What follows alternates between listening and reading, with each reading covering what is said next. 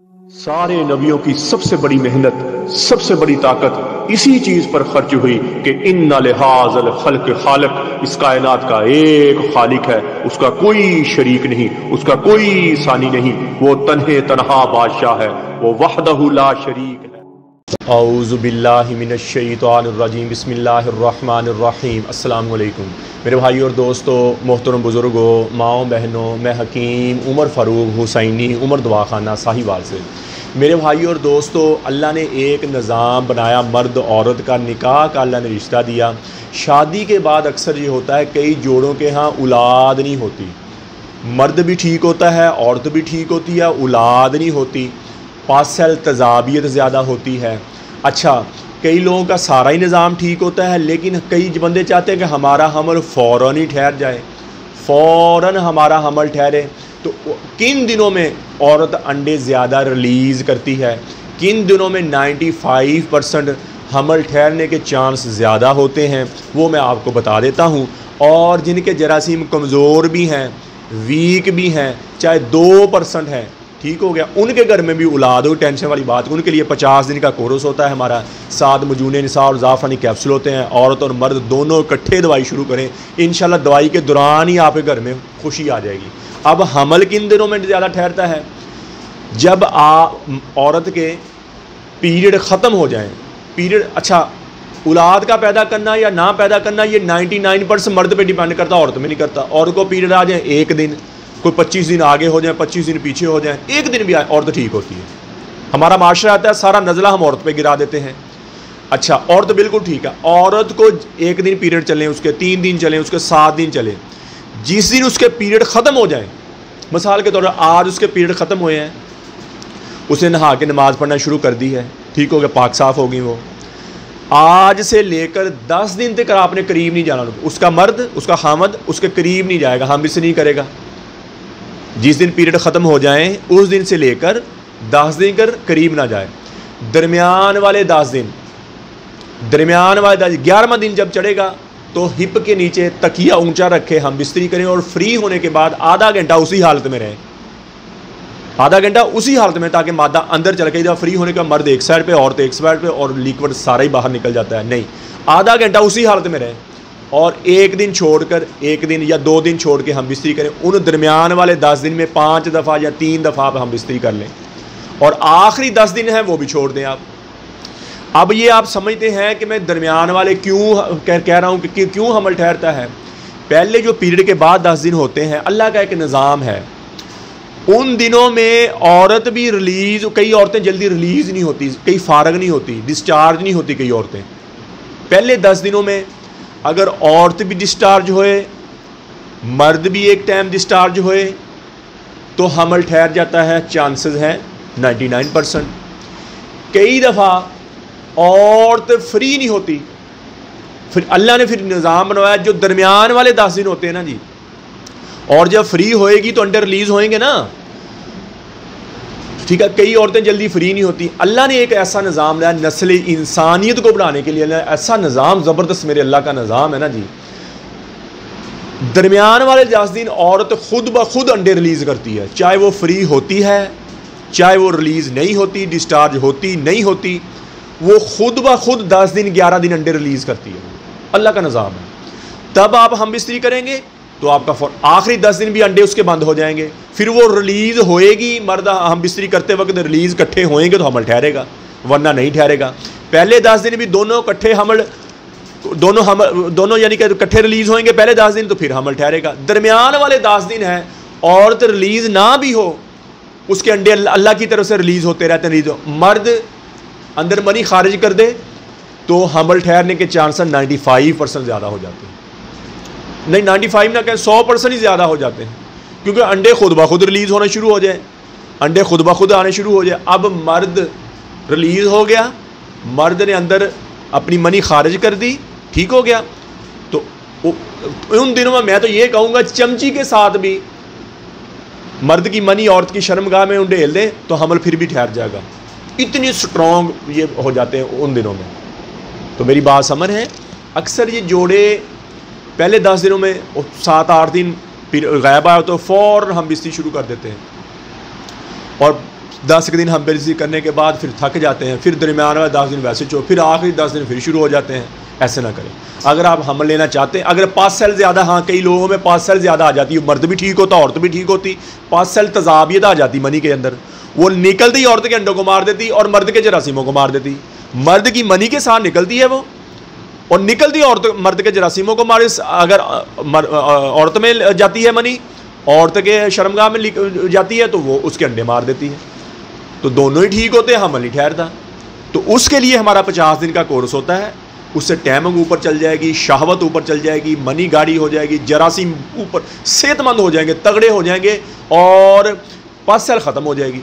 उधर से औरत मजून निसार ज़ाफ़रानी कैप्सूल खाएगी, उसके अंडे और पहले भी रिलीज और ज़्यादा रिलीज़ होंगे, और ज़्यादा सेहतमंद होंगे। मर्द का अगर जरासीम कमज़ोर भी है तो उसको पिक कर लेंगे, हमल ठहर जाएगा उसका।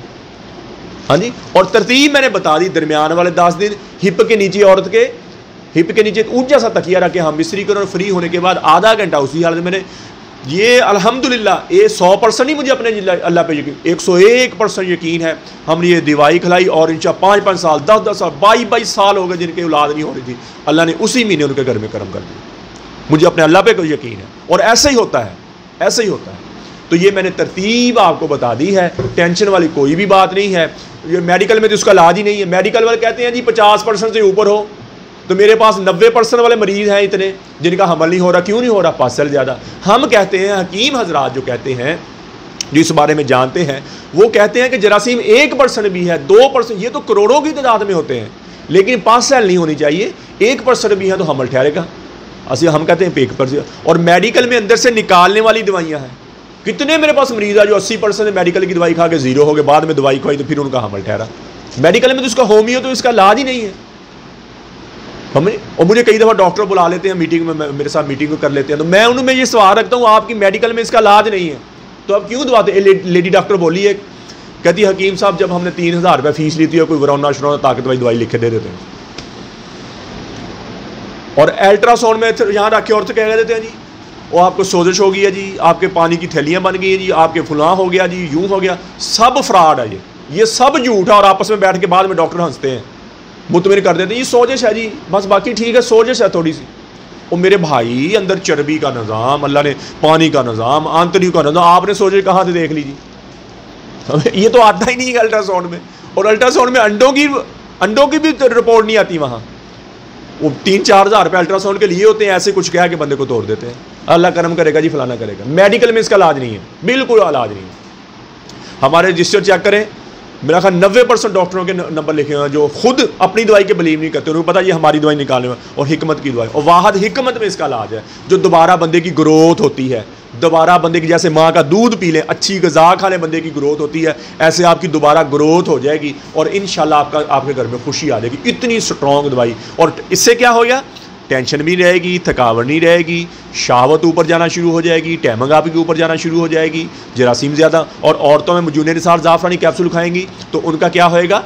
उनका लकोरिया, बच्चियाँ बायाबादी चीज़ें खाती रहती हैं, खट्टी चीज़ें खाती शुरू से, लकोरिया थोड़ा बहुत हो जाता है, वो ख़त्म हो जाएगा। जिस समय वैसे पट्ठों में दर्द, कमर में दर्द, पीरियड का आगे पीछे होना, वो भी ठीक हो जाएगा। पीरियड एक तरतीब के साथ आना शुरू हो जाएंगे। और क्या होएंगी? उनके अंडे ज़्यादा बनना शुरू हो जाएंगे, अंडे रिलीज़ होना शुरू हो जाएंगे। दवाई के दौरान आपका घर में हमल ठहर जाएगा। टेंशन वाली तो बात ही कोई नहीं है। और मैं फिर कह रहा हूँ, औरत को पीरियड आ जाए एक दिन और एक दफ़ा आ जाए, औरत बिल्कुल ठीक है, औरत 100% ठीक है। औलाद का पैदा करना मर्द की नुतफ़े में है, और बेटा पैदा करना वो भी मर्द के नुतफ़े में है। औरत में नहीं अल्लाह ने रखा निज़ाम बेटे का। औरतों में तो अल्लाह ने बेटी, अल्लाह ने मर्द को ये हैसियत दी है कि वो बेटा पैदा कर सकता है या बेटी पैदा कर सकता है। उसमें भी अल्लाह का हुक्म है। अल्लाह का हुक्म होगा तो कई बंदे कहते हैं जी हकीम ही धोखा देते हैं, डॉक्टर ये दवाई खाओ जी जरासीम ताकतवर हो जाएगा और फिर आपका बेटा पैदा हो जाएगा, इतने पैसे हमें। अल्लाह की तरफ से बेटा पैदा हो गया तो वाह वाह होगी, और ना हुआ तो अल्लाह का हुक्म हो गया, अगले चुप कर जाते हैं। मेरा भाई ऐसा नहीं है। वो मेरे भाई, मेरे पास 3% के मरीज़ आए, उनके 4-4 बेटे हो गए। अब उसके तो 3% थे, क्यों बेटा हुआ? जरासीम भी कमज़ोर। ये अल्लाह का निज़ाम है। अल्लाह चाहता है किसी को मैं बेटियां देता हूँ, किसी को मैं बेटे देता हूँ, किसी को मैं दोनों ही किसी को मैं देता ही नहीं हूँ। मेरी हिकमत है, मेरी हिकमत है। तो मेरे भाई, नुतफ़ा अगर अल्लाह ने बेटा देना हो तो जब नुतफ़ा ठहरता ना नुतवा ठहरता, एक फरिश्ता पूछता या अल्लाह इसको नेमत करूं या रहमत, बेटा दूं या बेटी दूं? अल्लाह का हुक्म होता है बेटा दो। समझिए, इसमें कोई मनी का नहीं तल्लक, किसी मर्द का पानी गालब आ जाए, सही बात है कुरान में है, मर्द का पानी गालब आ जाए तो बेटा होता है, औरत का पानी गालब आ जाए तो बेटी होती है। लेकिन उसमें तो अल्लाह का हुक्म है ना मेरे भाई, उसी में तो अल्लाह का हुक्म होगा तो बेटा पैदा होगा ना जी। अल्लाह का हुक्म होगा तो बेटी पैदा होगी। मेरे पास जिम्मेदार आ गया, वो कहता जी जितने मर्जी पैसे ले लो, मुझे तेरा नाम बड़ा सुना सिंध में, बेटा ही पैदा होना चाहिए। मेरे भाई मैंने कहा ये पैसे अपने पास रखो और ये निज़ाम अल्लाह के पास है, अल्लाह की करनी वो 50 दिन वाला कोर्स है। रब की तरफ से बेटा पैदा हो गया, अल्लाह की तरफ से बेटा पैदा हो गया उसको। समझिए, अल्लाह का हुक्म होगा। पहले 6-7 बेटियां थी। तो मेरे भाई ऐसे धोखों में, ऐसी फ्रॉड वाली बातों में ना आए। ये 50 दिन का कोर्स 30,000 रुपये का है। मंजून निसा जो है ये 7,000 रुपये का है, 2 महीने की पैकेज। और तो ज़्यादा ही उम्र कमज़ोर होगी या ज़्यादा उम्र की है तो फिर डबल कैप्सूल के साथ मंजून निसा वो 15,000 रुपये का। इंशाअल्लाह दवाई के दौरान आपके घर में खुशी आ जाएगी। तो मेरे भाई और दोस्तों, कब्ज़ की दवा, हेपेटाइटिस सी की दवा, खारिश की दवा और गुर्दे की दर्द की दवा, ये 4 किस्म की दवाइयाँ हमारी बिल्कुल, और 5 भी एक और हम फ्री दे रहे हैं जिसमें दर्दों और सुकून की दवा फ्री दे रहे हैं। यूट्यूब पर हाफ़िज़ हकीम मोहम्मद फ़ारूक टीवी लिखें, मेरे चैनल को सब्सक्राइब भी करें, घंटी का बटन भी दबाएं, लाइक शेयर भी करें। ट्विटर, इंस्टाग्राम और फेसबुक पर आप मुझे फॉलो कर सकते हैं। तो मेरे भाई और दोस्तों, अल्लाह ने हमें इस दुनिया में बहुत थोड़े से वक्त लिए भेजा है। हम यहाँ हमेशा नहीं रहने आए, हम तो यहाँ मौत की तैयारी के लिए आए हैं। मौत के राही हैं हम सब, मौत के मुसाफिर हैं। जिसे मरना हो उसे भी कभी कुछ सूझा, यही तुझको दुन है रहूं सबसे आला, वो जीनत निराली, वो फैशन निराला, जिया करता है क्या यूं ही मरने वाला। तुझे पहले बचपन ने बरसों खिलाया, जवानी ने फिर तुझको मजनू बनाया, बुढ़ापे ने फिर आके क्या क्या सताया। अजल तो तेरा कर देगी बिल्कुल सफाया, कब्र के निशानी मिट जाएंगे, जगह जी लगाने की दुनिया नहीं है, ये इबरत की जा है तमाशा नहीं है। अजल ही ने छोड़ा ना किसरा ना दारा, इसी से सिकंदर सफाते भी हारा, पड़ा रह गया सब यूं ही ठार सारा। अल्लाह ताला फरमाते जाओ उनकी शिकस्ता दीवारों से पूछो, उनकी टूटी फूटी गलियों से पूछो, उनके वारों से पूछो कि तुम में रहने वाले कहाँ चले गए। तुम में तो बड़े शादियाने थे, तुम में तो बड़ी रौनकें थी, तुम में तो बड़े मस्तियों वाले खूबसूरत नौजवान थे, तुम में तो बड़ी नखरो नाज वाली नाजक अदाओं वाली खूबसूरत औरतें थी, कहाँ चल गए। तो अल्लाह ताला फरमाते तुम्हारे खुल के बात सामने आ जाएगी कि वो धोखे का जहान छोड़ गए और मट्टी के देश में जाके सो गए। तो मेरे भाई और दोस्तों, ये हमारे साथ होने वाला है जी, चाहे या ना चाहे, दिल करे या ना करे, हम सबको एक दिन मौत के घाट उतरना है। इस मर जाने मिट जाने से पहले पहले अल्लाह के दरबार में तौबा करें। या अल्लाह, जितना इन आंखों ने गलत देखा है, इन कानों ने गलत सुना है, ये ज़बान गलत बोली है, या अल्लाह मैं आप तौबा करता हूँ और अल्लाह से अल्लाह की मोहब्बत मांगे और नबी अकरम सल्लल्लाहु अलैहि वसल्लम के अहकामात और अल्लाह के नबी पाक सल्लल्लाहु अलैहि वसल्लम अहकामात पर ज़िंदगी गुजारें और नबी पाक सल्लल्लाहु अलैहि वसल्लम के तरीके के मुताबिक ज़िंदगी गुजारें। अल्लाह के अहकामात पर ज़िंदगी गुजारें। अल्लाह के अहकामात और नबी पाक सल्लल्लाहु अलैहि वसल्लम के तरीके क्या है? नमाज की पाबंदी हो, कुरान की तिलावत हो, बेहतरीन मुसलमान हो जिसका ज़बान का बोल मीठा है, बेहतरीन मुसलमान हो जिसका ज़बान का बोल अच्छा है। मेरे नबी ने फरमाया बेहतरीन मुसलमान जो अपनी बीवी के साथ अच्छा है, अपनी बीवी के साथ अच्छा है, अपनी बीवी के साथ अच्छा है, अपने अहल और याल माँ बाप के साथ अच्छा है। तो मेरे भाई और दोस्तों, आज तौबा कर लें अल्लाह से और अल्लाह से अल्लाह की मोहब्बत मांगे, अपने लिए हिदायत मांगे, नबी अकरम सल्लल्लाहु अलैहि वसल्लम की मोहब्बत मांगे और अपने माँ बाप की बख्शिश की दुआ करें, पूरी उम्मत की बख्शिश की दुआ करें, पूरी उम्मत की हिदायत की दुआ करें और अहले बैत की मोहब्बत मांगे, नबी पाक सल्लल्लाहु अलैहि वसल्लम के घराने की मोहब्बत मांगे। दुनिया आखिर के बेड़े पार हो जाएंगे, अहले बैत की मोहब्बत मांगे। अल्लाह जल शान मुझे भी आपको भी अमल की तौफीक अता फरमाए। वमा अलैना इल्लल बलागुल मुबीन। अस्सलामु अलैकुम।